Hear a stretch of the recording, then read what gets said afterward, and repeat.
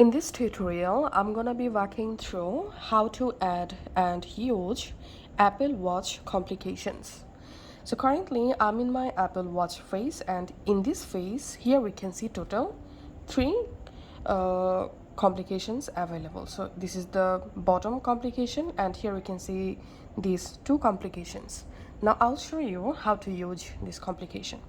Now long press on your Apple Watch face, tap on edit. Once you are in your Apple Watch face editor, here if you swipe to the left side, then here you will find this complications center. So this watch face supports total 3 complications. Now I'm tapping on the first complication, and then you can go ahead and select a different widget or complication from this list. Let's add here mail, for example. And then I'm tapping on the second complication or widget, and then here you can go ahead and select a different complication or widget just like this. Then tapping on the last widget or complication, the same way you can go ahead and use a different widget or complication.